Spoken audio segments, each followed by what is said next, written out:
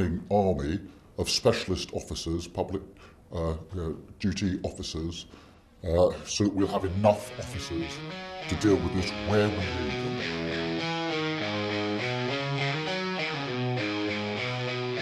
Dark clouds in the sky, freedom's ghost passing by. Choir's face upon the wall echoes down the empty hall. Whispers in the night, hopes fading out of sight. Chains clanging on the ground, silence is the loudest sound. Under keys will we fall. Shadows stretch long and tall. Voices silenced by his hand. We fight but cannot stand. Wardens in the street, marching to a wicked beat. Eyes watch your every move. Truth is a forbidden groove. Dreams crumbled in the dust. Iron fists you can't trust. Doomed to walk his twisted line. Freedom's just a mad refine. Hearts weighing heavy cold. Stories that remain untold. Cowards we live in fear. Every moment costs a tear.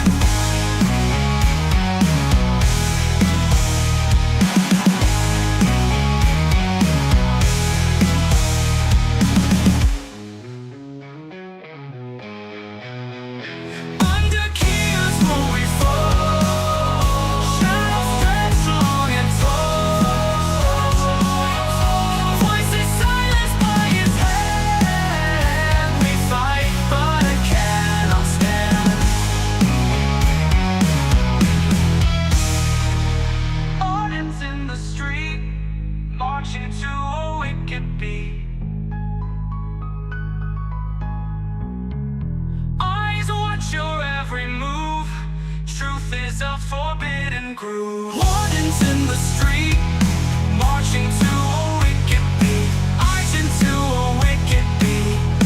Under keys will we fall. Shadows stretch long and tall. Voices silenced by his hand. Voices silenced by his hand. We fight but cannot stand. We fight but cannot stand.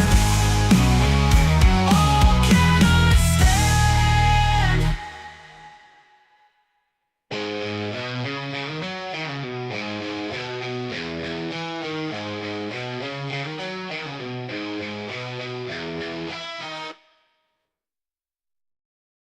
Good evening, everyone.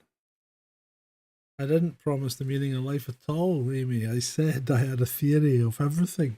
Well, almost everything. That's not necessarily the meaning of life. Yeah.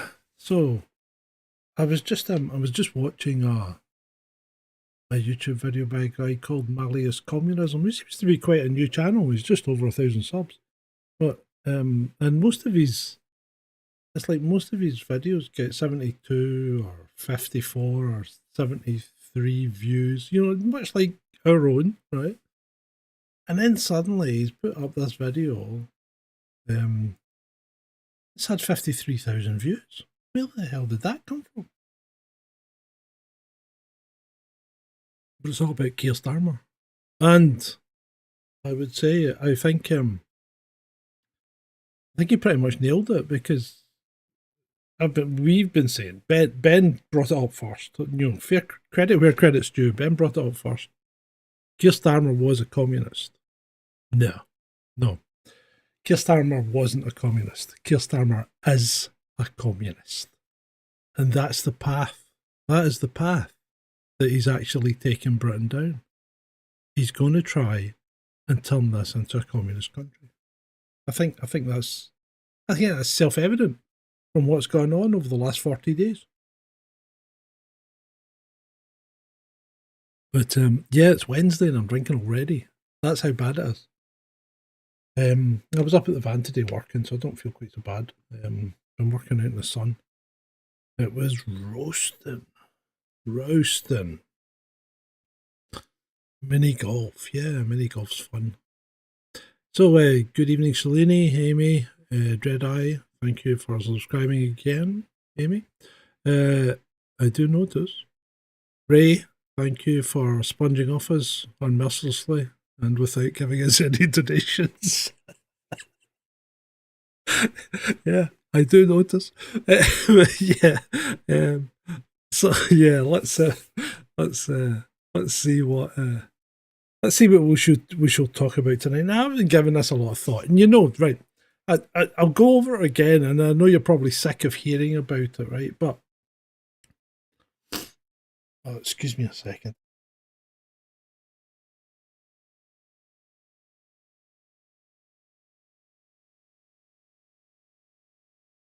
So I don't know why, but just before the show starts, I start sneezing. Scumbags keep hacking your bank cards.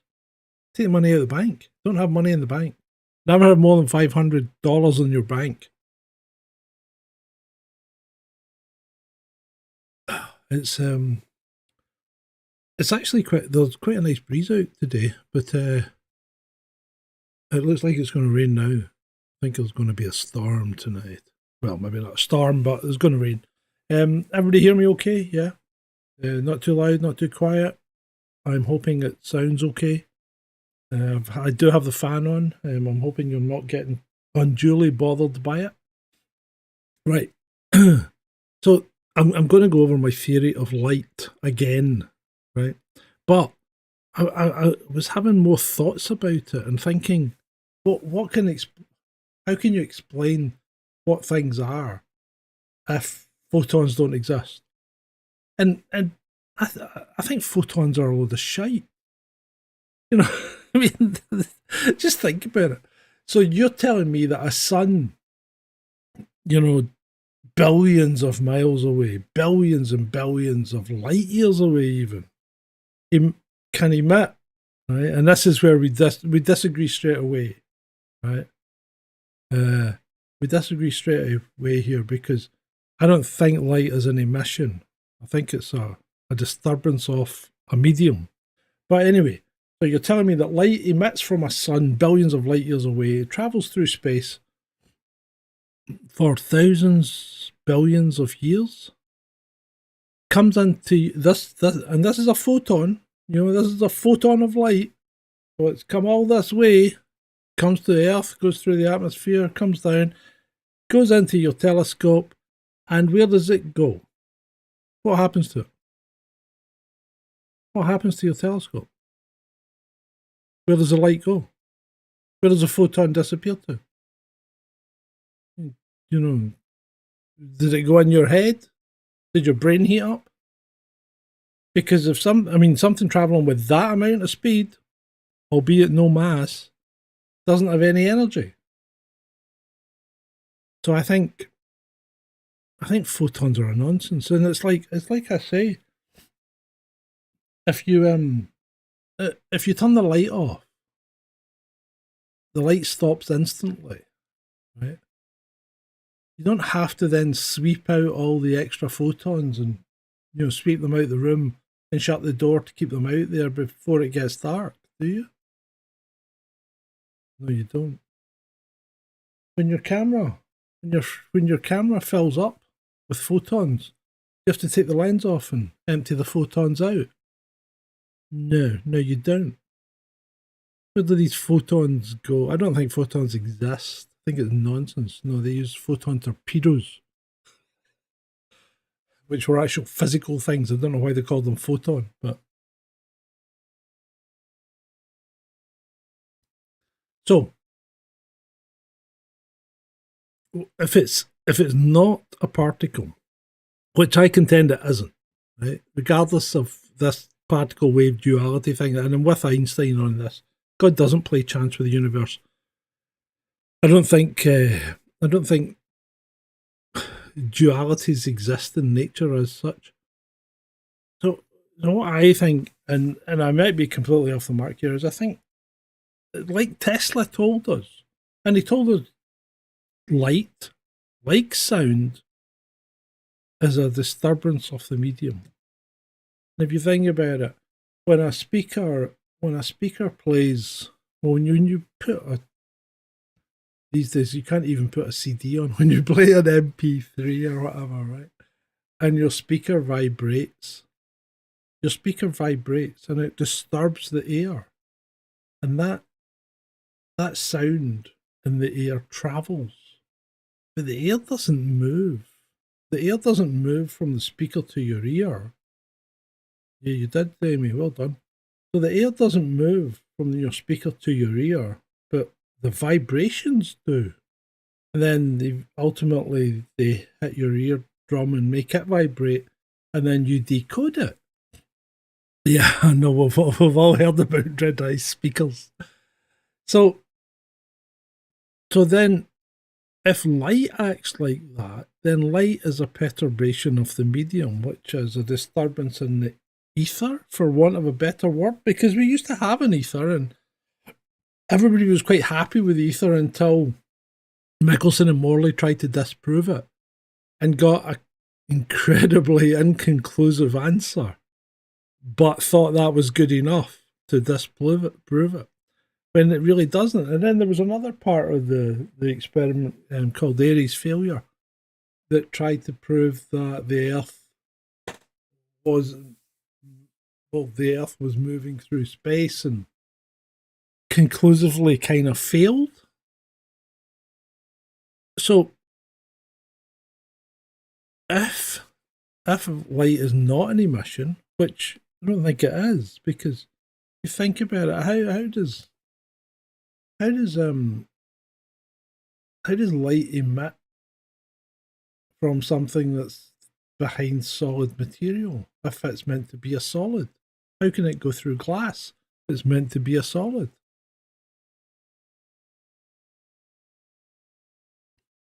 Yes, it doesn't move the. Yes, it doesn't move the air. What it does is it disturbs the air ray. Okay, so what you have is a disturbance of the air. We're back to sound now, because Ray says his sub moves the air, right? Yes, it makes a vibration which disturbs the medium. Yeah, absolutely. You'll perceive that as a movement, but it's not a movement of air. The air isn't flowing in the back of the speaker and out the front. It's just merely vibrating the air where it stands. So then if a photon does exist, a photon must be part of the ether. And what then would happen? And like water waves don't travel. You know, when you drop a big rock in a puddle and the waves emanate out from it, it's a disturbance of the water. And you might think that the water is rushing away from where the rock dropped in, but it's not. All the water's doing is going up and down, because the initial water that was displaced just comes back up. But that sets off a disturbance in the medium, in this case water, and each bit of water goes up and down. It doesn't go forward and back, it just goes up and down. You've disturbed the medium. And if that's the case, then why wouldn't light be doing the same thing? Because light exhibits all the properties of waves, as much as we understand what a wave is. And no one truly has defined that. That's the problem. When scientists talk about waves of this and fields of this, but they never really truly define what these things are. And that makes it very difficult, to understand what something is if they can't define it.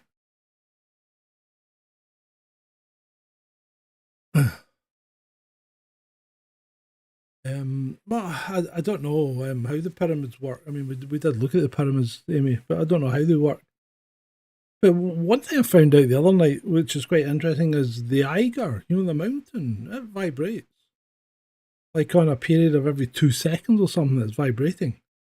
But you can't see it. But the actual whole mountain vibrates constantly on a constant rate. It's quite wild, isn't it?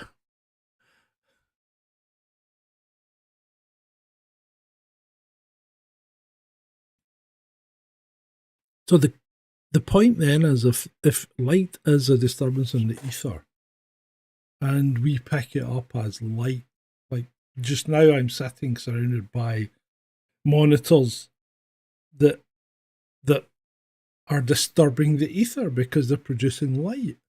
I can only assume they're disturbing the ether.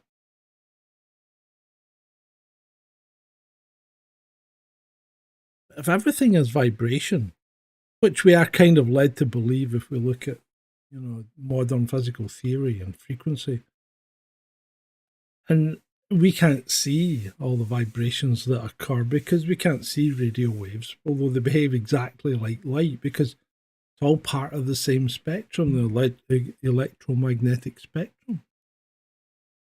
So if radio waves and everything are disturbing the ether,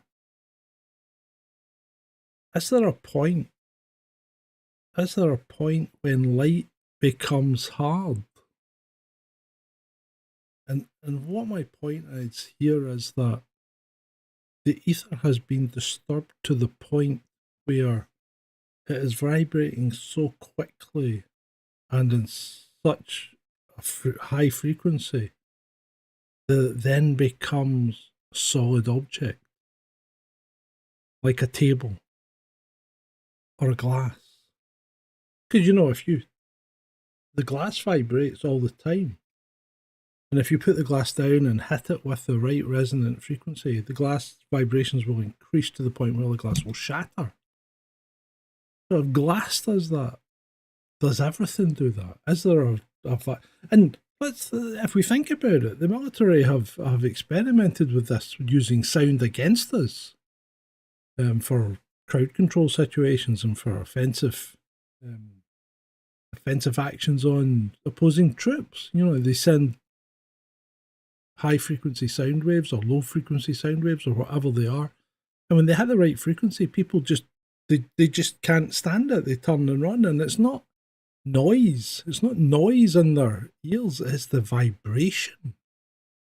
So if everything's vibrating at a particular frequency, are we all then just made of light? That's a semi-permanent vibration. Because if you think about the Matrix, when you saw the green thing, when everything's all computer code, is that a representation of the frequencies that everything's at?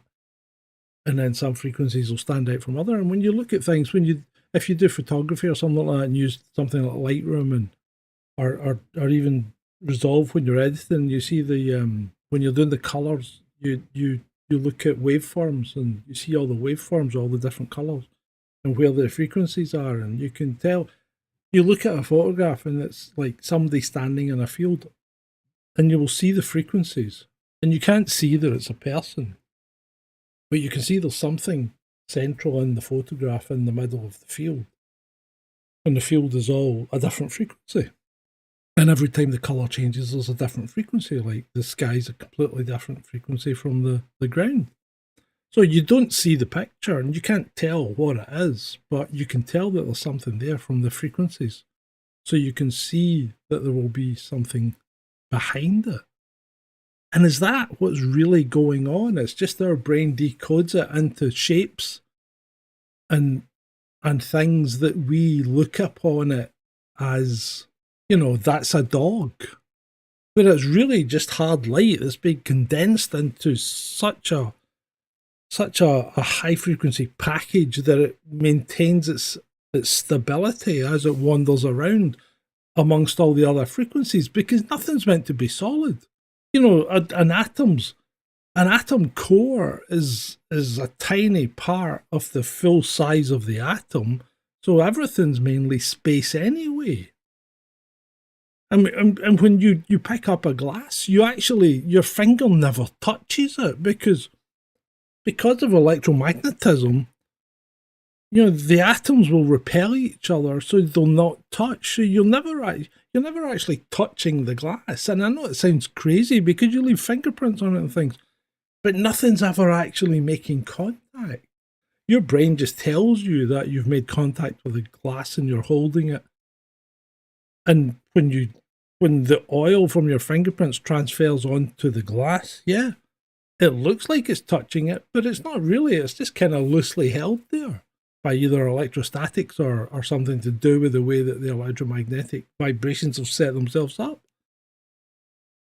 It's all quite fascinating, really, and when you look at it from that point of view, everything's so ethereal. It would then take very little, would it not take a very little step then to consider that consciousness is just another vibration and this massive vibration and frequency that's going on around you? Yeah, you probably should have, Amy. I did try and warn you that this one would be a bit wild.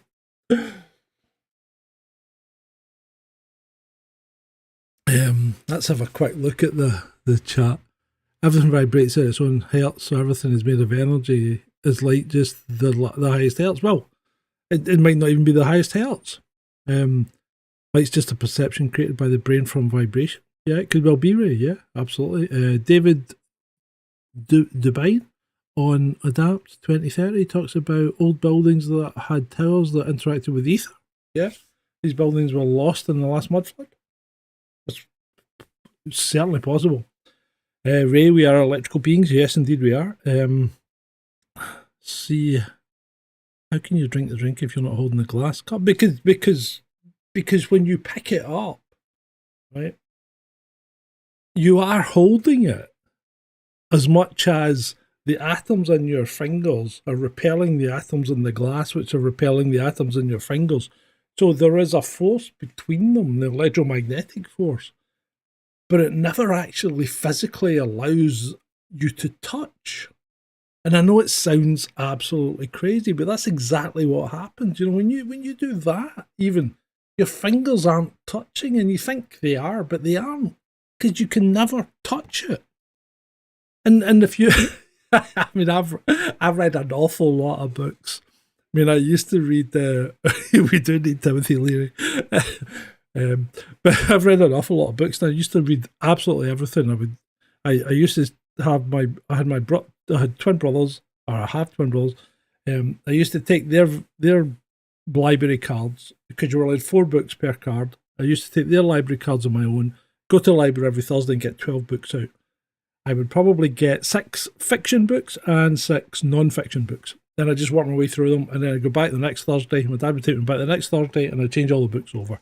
And I did that for years when I was at school. I probably learned way more from the library than I've ever learned from school. So I used to read absolutely everything. I mean, from physics to kung fu. Kung fu, that's where I was coming to. Kung fu, right? So in kung fu, they teach you that if you concentrate and practice enough, you can walk through a wall. All you've got to do is get your atoms in sync, or slightly out of sync, but close enough to the walls that you can pass through them without actually being stopped. Now, as I am not adept at kung fu by any stretch of the imagination, I never got to this stage. I never even got to the stage where I could walk up a vertical wall, because that's one of the other things that they think you can do.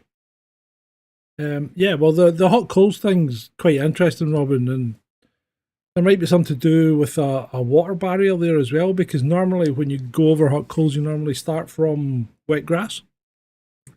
And I think the steam that's generated from the water evaporating as you hit the hot coals kind of protects your... I mean, I know it sounds crazy, but there's some examples of that. So yeah, so Kung Fu is a wild ride. It really is. You need to drop acid before you start reading Kung Fu. It's quite interesting. But yeah, so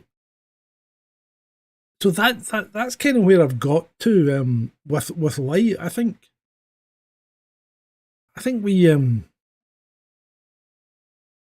I think we try and answer things, and I know I always say keep things simple, right? But this is kind of simple, isn't it? This is simplifying what you would think, because instead of making it overly complex, you're actually everything's just the same thing. Matter isn't any different from light. It's just at a different frequency or a different pattern, or and why wouldn't that work? Of course, any physicists out there, or anyone that wants to go out and pull me down, come on to the show, debate me. I'm more than happy to. I'm not fighting this from a position of strength. I know what we will be fighting tomorrow. We will have the battle of the top 10 with Ed and I, as we go with our own choice of the top 10 worst years to be alive as a human. So we shall be going through our own individual top 10s, and you can decide what ones deserve to be in the top 10 or not. So that will be tomorrow night. Ed has already been aware, and he has his homework, so that should be quite fun. It should be different.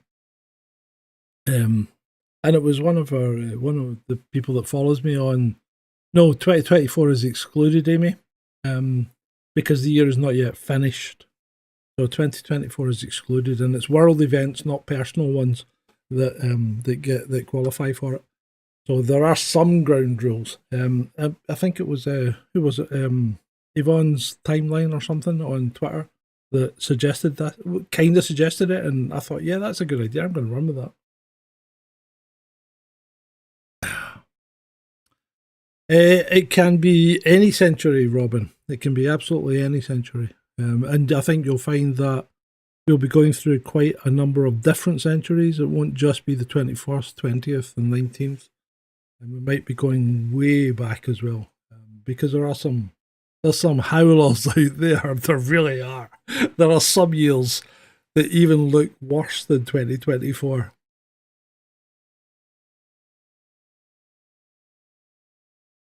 Oh yeah. So yeah.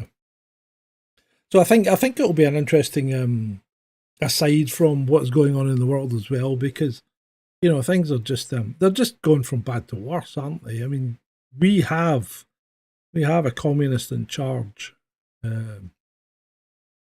so I can't see the UK coming out of things very quickly or very beneficially. It just a single party state is what's looming, all in the name of safety and security. Yeah.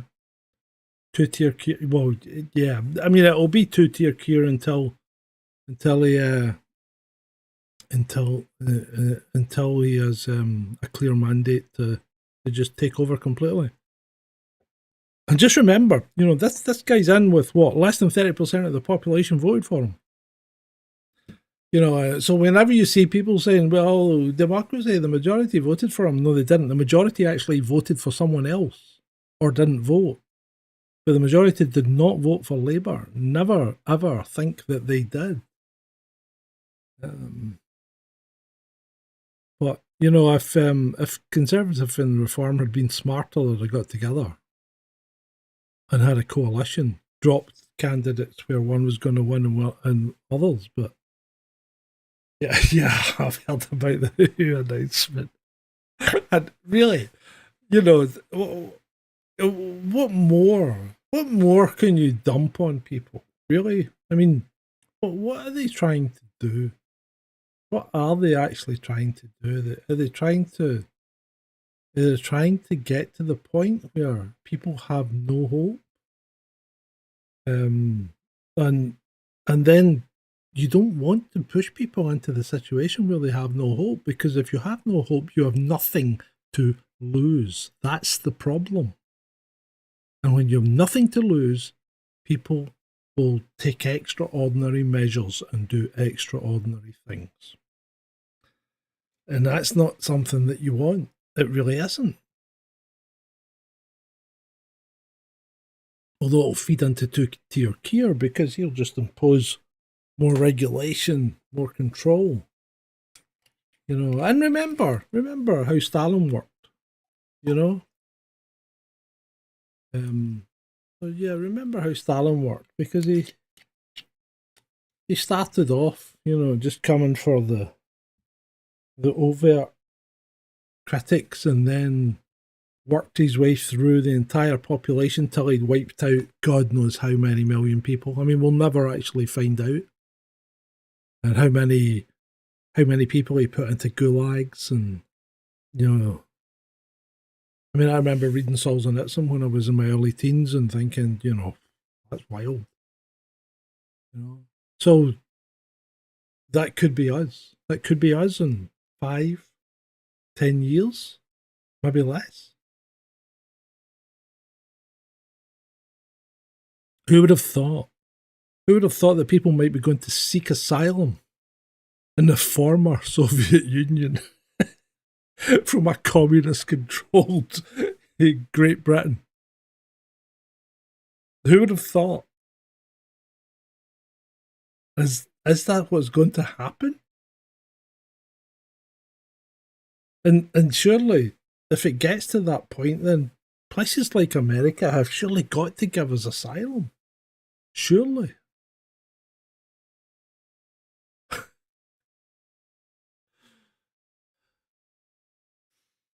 Yeah. Oh. Yeah, there's quite a few years when there was cannibalism involved, Julie, Amy. too many Julies in it. No, there's only one Julie and one Amy here, but you know what I mean. Sorry for confusing you. Yeah, I'm thinking that. Well, I shouldn't really say it, should I? But you know, if you flew over to the States on a holiday and then just didn't come home, what's the worst that could happen? You could claim asylum, surely. I mean, they might force you to go back, but what's the worst that can happen? When you've got no money, what's the worst that can happen? You know?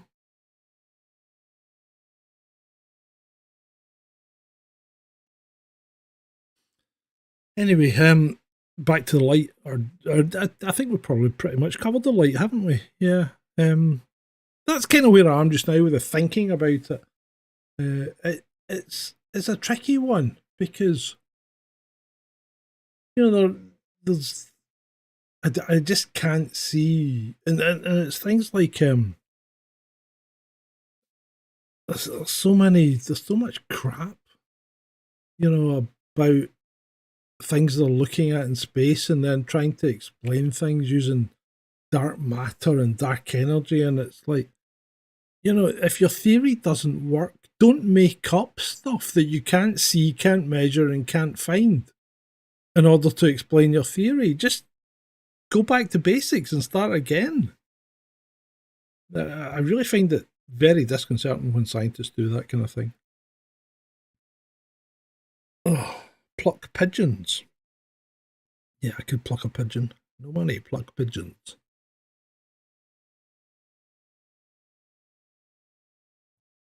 I remember my mum plucking a goose for Christmas dinner once. As we sat around in the flat where we didn't have an indoor toilet, we had an outside toilet. Yeah, get your gun rights back as well. Yeah, that's thumping. That's true. That's true. That's true. Right. Anyway, there we go. That's I'm quite tired because I've been out working all day, and it was very warm. It's cooled down quite a bit now, though. I hope I've entertained you a little bit tonight. It's maybe been a bit of a downer, but I think things will be funnier tomorrow when Ed and I are back on. And as always, as I say, you know, if there's anyone out there that wants to jump in and join me on the show, then, you know, absolutely no problems. Come ahead, as they say. It won't be unpleasant. I'm not an ungracious host. Remember, like, share, subscribe. Keep yourself safe. Protect yourself. Don't do anything stupid. Apart from that, it's been great for you.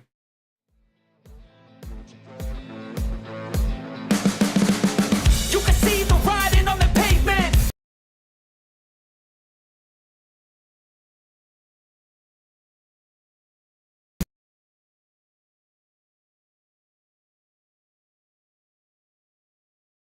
When up jail brain, call it suicide of the older generation. Too late to try to go contain it. A generation fueled by creation. We live lives on a small screen nation. We control the airwaves, no negotiation. I refuse to think we need saving. Something good will come from creation. And when we think that the world is too anxious, we'll adapt, evolve, survive, and save it. What keeps you up at night, yeah? Make all the demons quiet, yeah. We were built to thrive, yeah. I think that we've all had enough. What keeps you up at night, yeah? Make all the demons quiet, yeah. We were built to thrive, yeah.